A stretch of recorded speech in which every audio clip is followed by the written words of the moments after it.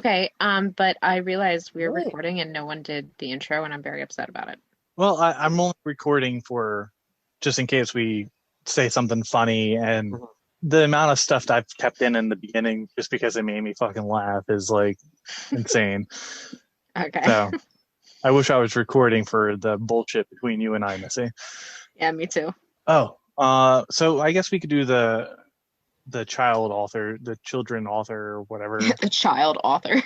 child author, The Okay. child. the children. What specifically did you want The to talk chitlins. about? Down. The No. chitlin. All right, so let's start the episode and then we'll get into it, all right? Okay. Welcome to the 1 year anniversary of the 2 week quarantine in Struggle City. Oh, the times. Oh, the times they changed. But you know what doesn't change?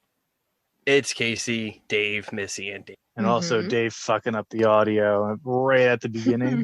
It's fine. Before we It's even not a big started deal. recording. Oh no, it's a big deal in the No, it's fact not a that big deal. It's just funny. I was crying from how hard I was laughing. Those are the best. I've only done that a couple times in my life. Jazz, stop. My I did that face. in a theater when I saw Borat for the first time. I believe it. I was in tears on the floor. Still haven't seen it. The first one's worth watching. The second one, meh. I feel like that's the way it is with most sequels. You know, the repetition of it's usually just kind of replaying Yeah. old jokes and old sticks. Stick, you know? Like there were one or two funny parts. The funniest part is Sacha Baron Cohen dressing up as a country musician and infiltrating a crazy right-wing Trumper rally. Ah, And he sings some pretty fucked up songs, and that's pretty good, but that's about it. yeah. Yeah, it's okay. The first one's great. Like I said, that one had me in tears, and it's still really funny because Sacha Baron Cohen knows how to push and prod people psychologically. That's fun. I'd like to Yeah. learn how to do that more Yeah, effectively. like he just knows what buttons to push to kind of get the best responses and maybe like even the truest responses out of people. Yeah, didn't he retire that character now? He Because retired of all his characters, yeah. Really? Mm-hmm. Oh yeah, all of them. Yeah, Borat, Ali G, Bruno, and what was it, last year or the year before? He had a show on Showtime called Who is America, which was just, one of those, he gets into disguise and interviews people and gets them to admit really terrible things about themselves. And that's really funny. I'll have to watch it. I guess I'll start with Borat and then work my way up from there. I'll eventually watch it. I apparently like to say I'm going to watch things and then wait forever and then finally watch it. So, and then I say to you how good it was. Yep.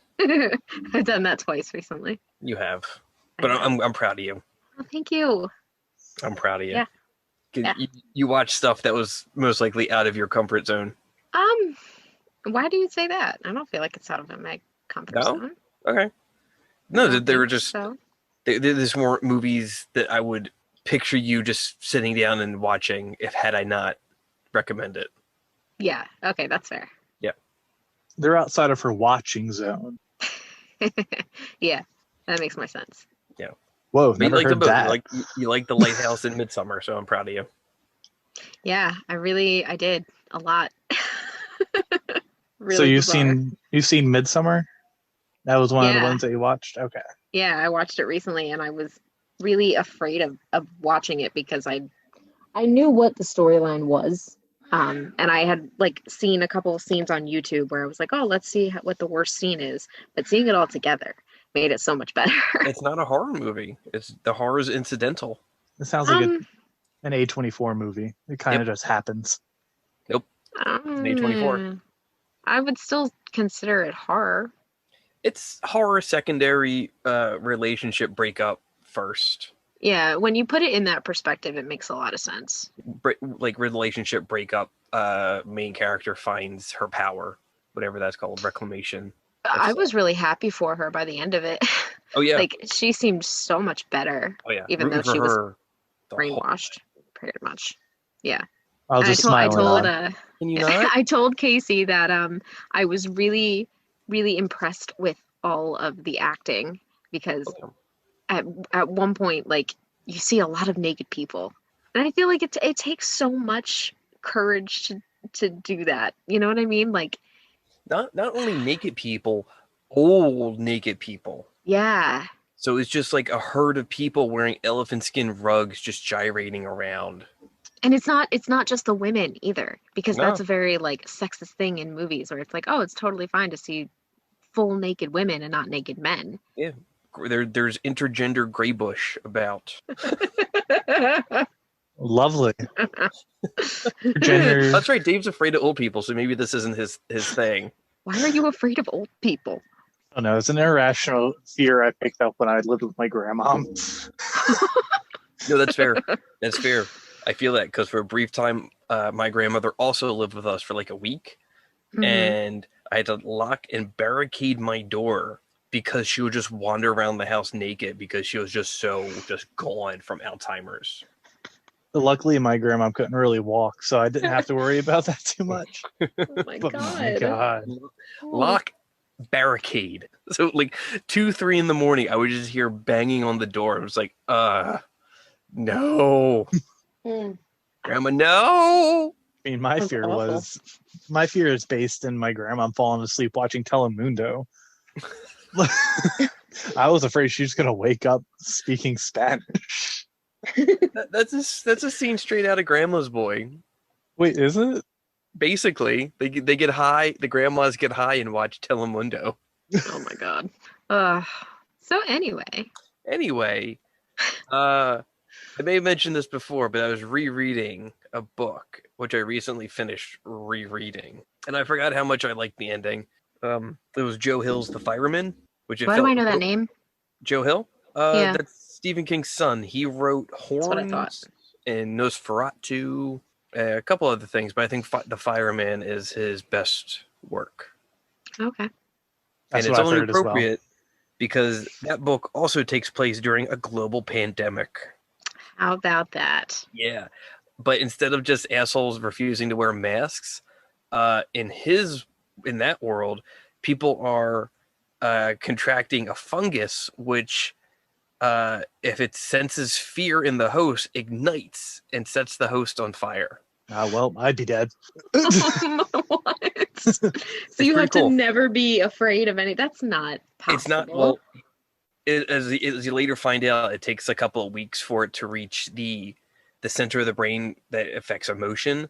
So if you can constantly just like flood yourself with oxytocin through just any sort of pleasurable, like self-fulfilling activity, you can live in like this symbiosis with it. Yeah. I could only do Sorry. that like once a day. Yeah. Only Best. once a day? Seriously? I knew. Okay, wait. Side street. I knew somebody who was like trying to go for a record, and he did it 12 times in one day. And I was He like, was shooting "Dude." blood at the end of the day. Yeah, he said it hurt. It felt like No sandpaper. kidding. So I was trying to keep us kind of PG. Thanks for taking it there. We have the explicit tag on every single episode. It was eventually do. going to happen. I was trying to take a different route this week. Ooh. Nope. You know, PG-13 at best. We're Thanks. never All going right, so anyway, anything lower than continue that. with it. Thanks, dicks. Dicks. You're So- the one that's self-fulfilling. I'm sorry. Yeah, I mean, you set us up for that. Right, and I also expected you to just be a bit more mature. Really? Us? Are you kidding? No. Anyway, A bit more mature. Mm-hmm. at the beginning of the book, Joe Hill has like this little what's that called? Acknowledgments. For like he's listing off authors that helped inspire him, and throughout the book, the main character just references those authors constantly. So authors like J.K. Rowling, C.S. Lewis, and it got to the point where I just wanted to throw the book across the room because it just so happened those are two authors I don't like, and just for childhood authors like that just to constantly pervade and influence and remind you of things in the world around you, I've never had that. So have you guys ever had that? I don't think so. Where just like there's maybe not necessarily a childhood author, but like an author that's just kind of like a monkey on your back, and there's just like this constant reminder that things around the world are in that world too. I've never had that thought. Not in my childhood, but definitely in my adulthood. Mm-hmm. I would say Lev Grossman Yep. has become that kind of monkey on my back, kind of like, hey, that exists in my world too. Yeah. Kind of thing, kind of whispering in my ear constantly. Yeah. But even then, he kind of stole everything from C.S. Lewis anyway. So I guess by proxy, C.S. Lewis is kind of doing the same thing. Yeah, but Lev Grossman's interesting. Oh, he took something that was very childish and heavily religious and made it palatable. Yeah. we don't need the Jesus as a lion allegory. Just give me depression and anxiety. Hell yeah. Oh yeah, because that's better. Mm. But no, like if you think about it, then like you can just keep going back and back and back to, oh, this author influenced this one, who influenced that one. That's just a train of thought I don't want to follow because it doesn't lead anywhere. Well, no, it's inevitably circular. It goes all the way back to It's Gilgamesh. circle of life. Let's be real here, right? Good old Gil and his not gay fuck buddy Enkidu. Totally not gay. They were so gay. Super gay. I think the only character in historical fiction like that was maybe more gay was Achilles. Actually, you know what? This brings up a very small side street. Dave, when you said super gay, like I'm realizing people can be super gay. People can be hella gay. But can they be like? Can people be super straight, super bi, super? Fucked up. You just mentioned that. Really? It's Why? fucked up. You just mentioned that. If I was drinking alcohol, I'd take a shot. Oh my god. It's fucked. You just mentioned that. I'm psychic a little bit. I think it was 4chan or probably 8chan because I know that's the more Nazi infested one. But as a response to some kind of advertisement involving trans people, some incel dipshit tried to start making super straight a thing with the logo just being the Nazi SS. But what does that mean? Like what is that? I didn't want to dive any deeper because there's only so much of it I could have like tolerated reading before I just started drinking gasoline. From what I found on Reddit when I was browsing Reddit, because that's what I do, it kind of was in response to almost like a transphobic type deal. And which I can pick up on that. Yeah, and it was. I mean, I can't really explain much more than that. It was just incel's response to something going on in the trans community. In order to degrade what they were trying to move forward. Yeah, it's just absolutely fucking absurd. Yeah, it's just so weird that you mentioned that. It blew up all over really TikTok weird. too. Mm-hmm. Oh, I haven't seen anything. Yeah, people are pretty good at blocking and shutting people down about it. So. Oh my god, there's memes. Yeah, I believe it. Hang on. Yeah, it was a black and yellow flag. It's got black and yellow. Yeah. Yeah. It's got its own fucking Twitter account. What is super straight? That didn't look like black and yellow. It looked like orange and black. Black and orange. What is super straight? Logo. This is a new sexuality that means you're only attracted to cisgender women or men. This was made due to an influx of people saying that you aren't straight if you aren't attracted to trans women, men. We are part of. Oh my. Wait a minute. Wait a minute. We are now part of the LGBTQ plus. Okay, let me break that down though, because I think everybody is part of that community in some way, because everyone's a little bit gay. Well, not even that. It's the fact that like people will say that even if I'm straight, like I'm an ally to these people. Like, you know, I think that counts to a point, I guess. But super straight shouldn't be a thing. But I kind of understand like him saying that, you know, as like take me for example, as a woman, I'm only attracted to cis men. But isn't that just straight? Like, why is that not just straight? It's got to be super straight because it's, I don't know. I feel like the super is almost added as an afterthought just so they could be like, hey, oh, we're the SS. Well, the other thing is though, like some people will be like, if I were straight and I went out on a date with a guy and later on, like we're gonna have sex or something, and then I realize like, oh, this person has a vagina. I am no longer attracted to this. I don't want this. I don't think there's anything wrong with that, and I feel like people are kind of coming out and being like, oh, well, he's still a man. Like, why can't you just see past that? And it's like because straight people are not attracted to whatever they personally have. Like that still counts as an attraction, you know? That doesn't mean you're transphobic. It just means that you're not attracted to that. No, yeah, but again, the people setting this shit up are transphobic. They are part of those groups that will spread hateful bullshit. Which is ridiculous, and there's no need for that whatsoever. I feel like we all just kind of need to adopt the philosophy of the Todd from Scrubs. Oh, Yeah, hot is hot. yeah. But no, you can't do that. Why? because like, and this is what I'm talking about, is that like I've seen people from the LGBTQ community basically say that being straight is bad, and like if you're straight, then it's not okay. Like, why can't you just love everybody? And that's not what it's about. Like it's literally, it comes down to attraction. It doesn't come down to who you love or not. You know what I mean? Don't ostracize me because I don't find this, like, these sexual parts attractive. You know what I mean?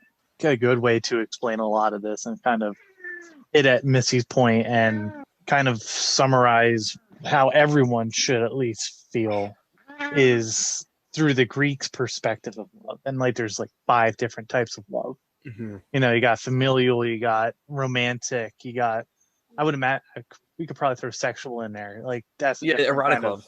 Erotic love. Yeah, eros. And we feel that towards different people in different ways at different points in relationships and stuff like that. So I feel like if we, as a human unit, just really dove into the idea of those different types of love, that they're all equal and they're not like tiered, then you could have romantic love for someone but not have euros, But that's already like a sexuality, isn't it? Like that's included in that community. Not necessarily. Yeah. I think it's asexual. You're not sexually attracted to someone, but you're romantically attracted to someone. Right. And yeah, so I agree with you, and I think that we already kind of do that. Yeah. For the most part, we do that. But I also think that we're taking it a little too fucking far. Yeah, I am gonna say that. Not far enough. No, it's too fucking far. Everybody just drop trout and just start fucking around the world. Hey. like hands across America. But dicks across America and vagines across America. Yeah. Anyway, okay, like let me ask you this then. Have you heard of somebody being demisexual? Yes. Didn't what the fuck's her name? Hannah Montana say she was that? No. Miley Cyrus is either pansexual or bisexual. I don't know which one. So, okay, you've heard of this. Tell me the fucking difference between being pansexual and being demisexual, because I don't see a difference, and this is what pisses me off, that people want to be different and have attention so badly that they're coming up with this type of bullshit. And I'm not trying to be a hater or whatever, but it pisses me off. I wouldn't say it's attention seeking. I think people feel more comfortable with themselves or with an idea about themselves when there's a label that they can put on it, when there's a community that they can be attached to. Sure, but explain the difference to me then. What is demisexual, and how is it different than pansexual? You have Google. I have Googled it, and I don't understand how it's different. I barely know what they are. I don't know what I can do to help you. But see, this is my point. Like, if you can't, and not saying you, but if the general you cannot explain to me how these two terms are different, then they're not different, and stop trying to make yourself special. What's it matter? How does it affect you? Because it's a reflection on society, and that I don't want to live in this type of society that's going to take this type of shit. We live in a society. We do. Look, Oh no. I'm saying that people can love whoever they want. Like I'm all for that. I'm in the fucking community, for God's sake. But I really think that people are taking shit to a whole new level where it's like, oh my God, I just want to slap you in the face. Shut the fuck up. You know what I mean? Like I'm not just Yeah, just let them have their labels. I don't know who gives a shit. no. If it makes No, them I happy, who do. gives a shit? Oh my God. Because that's how the fucking snowflakes are made, Case. Who gives a shit? Everybody just You do it. hate snowflakes. Do I? Yes. Well, I feel like snowflake's a very nebulous term that's kind of been co-opted by the wrong people. I'm just not as easygoing about shit because people take it to a whole new extreme. It's I'm a tired of thing that's extremes. not worth getting hot and bothered about. Yeah, but then if nobody gets hot and bothered about it, then everything's just going to be c'est la vie. Yeah, that sounds rad. No, I'll, I I'll, disagree. I'll sailor the V all day long, man. So, what's your opinion on C.S. Lewis? I don't know. I don't really have an opinion. You don't have an opinion? I read Lion, Witch, and the Wardrobe, and I realized I read it out of order. but this was like years ago when I was a wee lad, and I thought it was tedious. Like there wasn't any whimsy or fun to it. No, I would agree. I read the first book in the series, Magician's Nephew, I believe, because I heard that's where Grossman pulled a lot of inspiration from. Yeah. Well, that's essentially like the creation of Narnia, right? Yeah. Yeah. And it was you described it perfectly. It was tedious. It didn't feel whimsical. Yeah. It honestly it felt kind of creepy because it was an old man locked up in an attic. Yeah. It was none of it was kosher. I don't mind those adaptations that came out a couple of years ago. Like they did The Lion, Witch, and the Wardrobe and Prince Caspian. Oh, the Disney movies? Yeah. Was it Disney?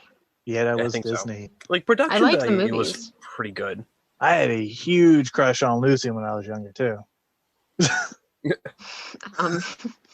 When I was younger, when it first came out, we're the same age. She's a year younger than us. How about that? So just don't be who? Oh, Tilda Swinton was in that. Ooh, that's good. Yeah, she was the White Witch, right? Yeah, she's awesome. I'll watch just about anything with her in it. She was the saving grace in that movie, I think. Now and what's his face who played the guy in Split? Oh yeah, he was Mr. the Tumnus. Yeah. Oh my God. Yeah. I didn't know that. Oh man, did you see Lucy? Yeah. I'm sorry. Have you seen her lately? Yeah. Oof. Yeah. What? Is that a good or for a bad? No, her face looks like an undercooked biscuit. What's her name? Her real name is Georgie Henley. My computer wants to work. It doesn't. I don't even know what we could title this episode because I have no idea what the fuck happens. Oh God. Yes. Oh, you're looking at the biscuit? Yeah. Yeah.